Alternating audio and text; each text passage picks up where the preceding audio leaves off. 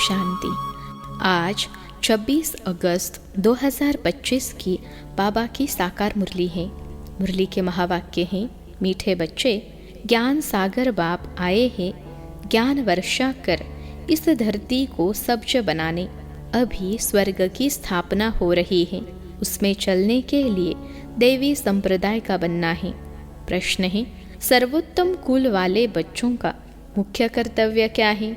उत्तर है, सदा ऊंची रूहानी सेवा करना, यहाँ बैठे व चलते फिरते खास भारत और आम सारे विश्व को पावन बनाना, श्रीमत पर बाप के मददगार बनना, यही सर्वोत्तम ब्राह्मणों का कर्तव्य है। गीत है जो पिया के साथ है। ओम शांति। मीठे मीठे रूहानी बच्चों प्रति रूहानी बाप समझा रहे हैं, जो रूहानी बाप के साथ है, क्योंकि बाप है ज्ञान का सागर। कौन सा बाप? शिव बाबा। ब्रह्मा बाबा को ज्ञान का सागर नहीं कहेंगे। शिव बाबा, जिसको ही परमपिता परमात्मा कहा जाता है, एक है लौकिक जिस्मानी पिता, दूसरा है पारलौकिक रूहानी पिता। वह शरीर का पिता, वह आत्माओं का पिता। यह बड़ी अच्छी रीति समझने की बातें हैं, और यह ज्ञान सुनाने वाले ही ज्ञान सागर। जैसे भगवान सबका एक है, वैसे ज्ञान भी एक दे सकते हैं। बाकी जो शास्त्र गीता आदि पढ़ते हैं, भक्ति करते हैं, वह कोई ज्ञान नहीं, उनसे ज्ञान वर्षा नहीं होती है। इसलिए भारत बिल्कुल ही सूख गया है, कंगाल हो गया है। वह बरसात भी नहीं पड़ती है, जो जमीन आदि सब सूख जाती हैं। वह है भक्ति मार्ग, उसको ज्ञान मार्ग नहीं कहेंगे। ज्ञान से स्वर्ग की स्थापना होती है, वहाँ हमेशा धरनी सब्ज रहती है, कभी सूखती नहीं। यह है ज्ञान की पढ़ाई। ईश्वर बाप ज्ञान देकर देवी संप्रदाय का बनाते हैं। बाप ने समझाया है, मैं तुम सभी आत्माओं का बाप हूँ, परंतु मुझे और कर्तव्य को न जानने कारण ही मनुष्य इतने पतित दुखी निधन के बन गए हैं। आपस में लड़ते रहते हैं। घर में बाप नहीं होता है, बच्चे लड़ते हैं तो कहते हैं ना कि तुम्हारा बाप है या नहीं है। इस समय भी सारी दुनिया बाप को जानती नहीं। न जानने कारण इतनी दुर्गति हुई है। जानने से सदगति होती है। सर्व का सदगति दाता एक है, उनको बाबा कहा जाता है। उनका नाम शिव ही है। उनका नाम कभी बदल नहीं सकता। जब सन्यास करते हैं तो नाम बदलते हैं ना। शादी में भी कुमारी का नाम बदलते हैं। यह यहाँ भारत में रिवाज है, बाहर में ऐसा नहीं होता है। यह शिव बाबा सभी का माई बाप है। गाते भी है, तुम मात पिता। भारत में ही पुकारते हैं, तुम्हारी कृपा से सुख घनेरे। ऐसे नहीं कि भक्ति मार्ग में भगवान कृपा करते आए हैं। नहीं, भक्ति में सुख घनेरे होते ही नहीं। बच्चे जानते हैं स्वर्ग में बहुत सुख है, वह नई दुनिया है। पुरानी दुनिया में दुख ही होता है।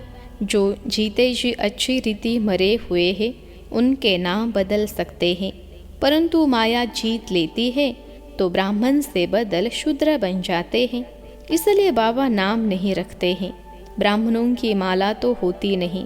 तुम बच्चे सर्वोत्तम ऊंच कुल वाले हो, ऊंच रूहानी सेवा करते हो।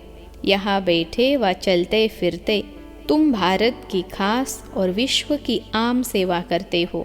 विश्व को तुम पवित्र बनाते हो। तुम हो बाप के मददगार। बाप की श्रीमत पर चल तुम मदद करते हो। यह भारत ही पावन बनने का है। तुम कहेंगे हम कल्प कल्प इस भारत को पवित्र बनाए, पवित्र भारत पर राज्य करते हैं। ब्राह्मण से फिर हम भविष्य देवी देवता बनते हैं। विराट रूप का चित्र भी है। प्रजापिता ब्रह्मा के बच्चे ब्राह्मण ही ठहरे। ब्राह्मण तब होंगे जब प्रजापिता सम्मुख होगा।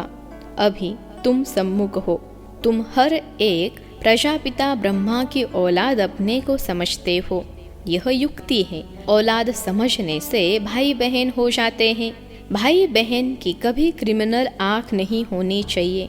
अभी बाप ऑर्डिनेंस निकालते हैं कि तुम 63 जन्म पतित रहे हो, अब पावन दुनिया स्वर्ग में चलना चाहते हो तो पवित्र बनो। वहाँ पतित आत्मा जा नहीं सकती, इसलिए ही मुझे बेहद के बाप को तुम बुलाते हो। यह आत्मा शरीर द्वारा बात करती है। शिव बाबा भी कहते हैं मैं इस शरीर द्वारा बात करता हूँ, नहीं तो मैं कैसे आऊँ। मेरा जन्म दिव्य है। सतयुग में है देवी गुणों वाले देवता, इस समय है आसुरी गुणों वाले मनुष्य। यहाँ के मनुष्यों को देवता नहीं कहेंगे। फिर भल कोई भी हो, नाम तो बहुत बड़े बड़े रख देते हैं। साधु अपने को श्री श्री कहते हैं और मनुष्यों को श्री कहते हैं, क्योंकि खुद पवित्र है इसलिए श्री श्री कहते हैं। है तो मनुष्य, भल विकार में नहीं जाते, परंतु विकारी दुनिया में तो है ना।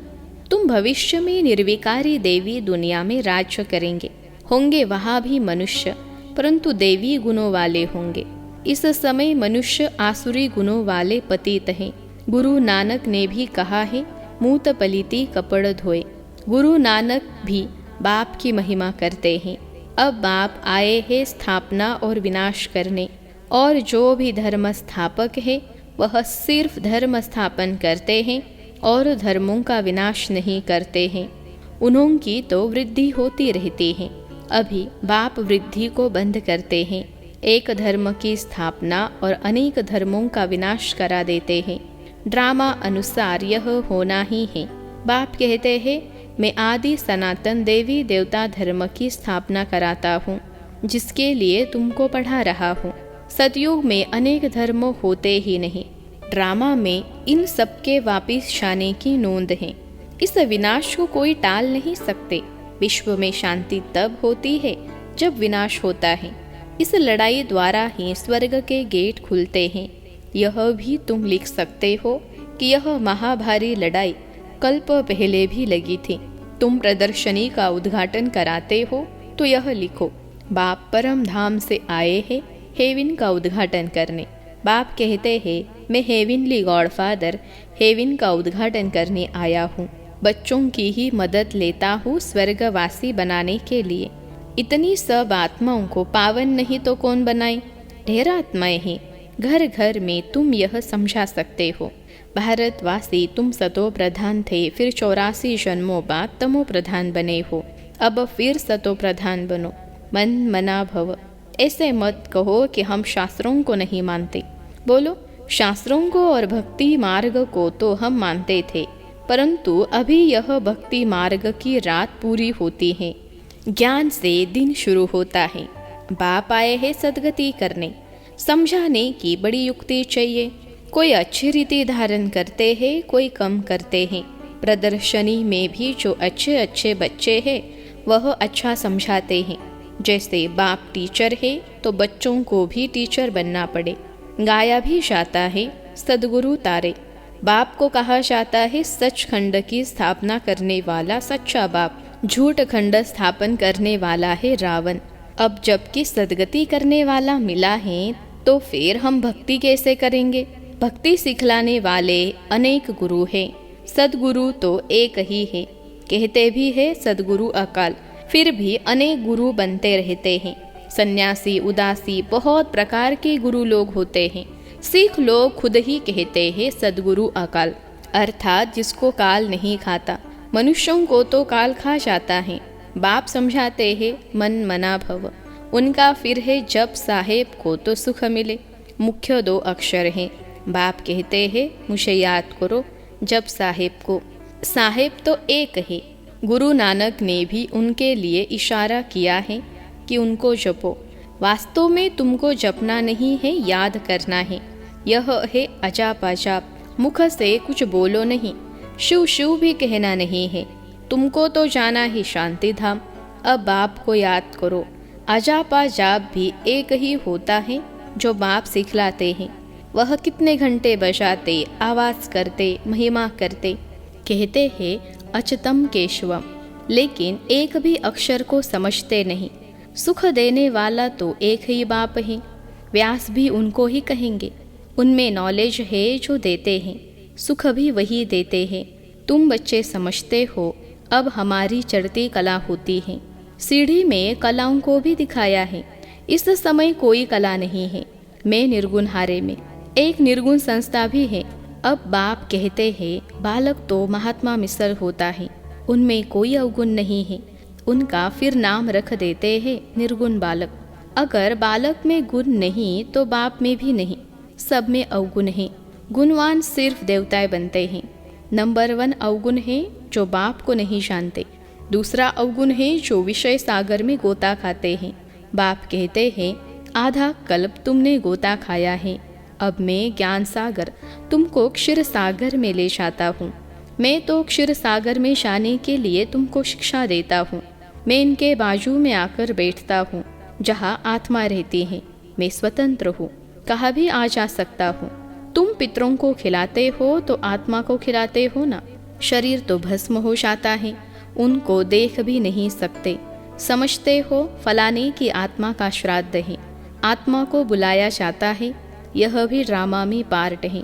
कभी आती है, कभी नहीं भी आती है। कोई बताते हैं, कोई नहीं भी बताते हैं।